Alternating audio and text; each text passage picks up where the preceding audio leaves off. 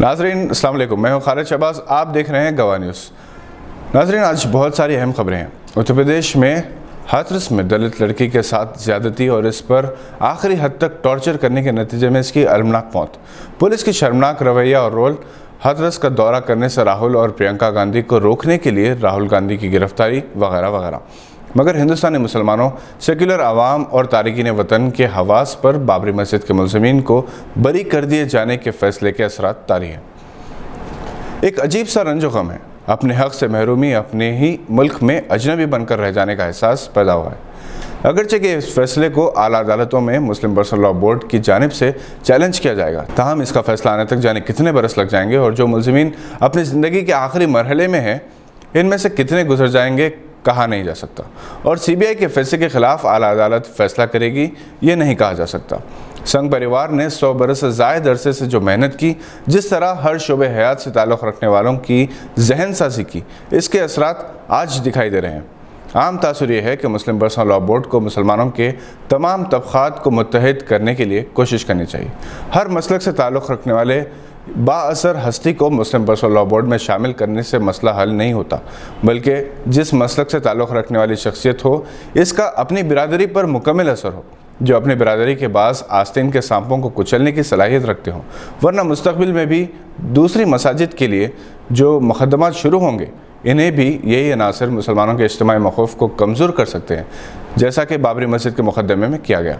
यूँ तो मथुरा की एक अदालत ने शाही ईदगाह मस्जिद को हटाने की अर्जी को खारिज कर दिया, मगर संघ परिवार से ताल्लुक़ रखने वाली वो तंजीमें जो 6 दिसंबर 1992 के ज़िम्मेदार हैं, वो मथुरा की शाही ईदगाह मस्जिद, काशी या बनारस की ज्ञानवारी मस्जिद, गुजरात के ज़िले पटन की जामे मस्जिद, सिद्धपुर मध्य प्रदेश के ज़िले धार में कमाल मोती का मकबरा, अहमदाबाद की जामे मस्जिद, दिल्ली का कुतुब मीनार और मस्जिद क़ुव्वतुल इस्लाम के बशमूल लगभग 3000 मसाजिद के मंदिर होने का कानूनी दावा करेंगे। मुस्लिम पर्सनल लॉ बोर्ड बाबरी मस्जिद के मुकदमे के फैसले से सबक लेते हुए मुस्तकबिल में पूरी तरह से तैयार होकर मैदान में उतरे और इस बात का पहले से तय कर लें कि अगर अदालत का फैसला मुसलमानों के खिलाफ होने की सूरत में क्या मखौफ इख्तियार किया जाए।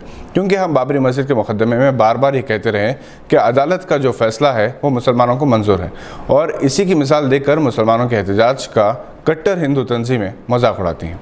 अदलिया से वाबस्ता ज़हनियत का अंदाज़ा हो चुका है। मुसलमानों ने माजी में अपने मुकदमे की पैरवी में कामयाबी के लिए राजीव धवन जैसे सरकर्दा माहिर क़ानून की खिदमात भी हासिल की थी, मगर आखिर वक्त पासा पलट गया।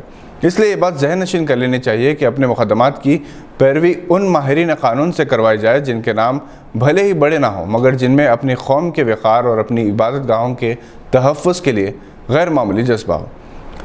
हिंदुस्तान जैसे अजीम मुल्क में जहां मुस्लिम आबादी 25 और 30% के दरमियान है, एक भी आला दर्जे का वकील ना मिले, ये ख़ुद कौम व मिल्लत के लिए बाइस शर्म है। सीबीआई अदालत के फैसले पर बैरिस्टर असद अवैसी, मौलाना अरशद मदनी, मौलाना वली रहमानी, महमूद मदनी, मौलाना खालिद सैफुल्लाह रहमानी, अबू आसिम आज़मी ने शदीद रद्द-ए-अमल का इजहार किया, जबकि बैरूनी मुल्क में मुक़ीम हिंदुस्तानी तारिकीन वतन ने सीबीआई अदालत के फैसले को जमहूरियत हिंदुस्तान की तारीख का स्याह बाब करार दिया। शिकागो में मुक़ीम डॉक्टर कुतुबुद्दीन और डॉक्टर तजुमुल हुसैन ने अपने अलग-अलग बयानात में 30 सितंबर को स्याह बाब करार दिया। वैसे सीबीआई के जज ने जिन दलाइल के साथ फैसला सुनाया, इस पर यह शेर सादिक़ आता है। कातिल की ये दलील मुनसिफ ने मान ली, मख्तूल खुद गिरा था खंजर की नोक पर। ये थी आज की एक अहम खबर पर नज़र। हम फिर हाजिर होंगे कुछ ऐसी अहम खबरों को लेकर। देखते रहिए गवाह।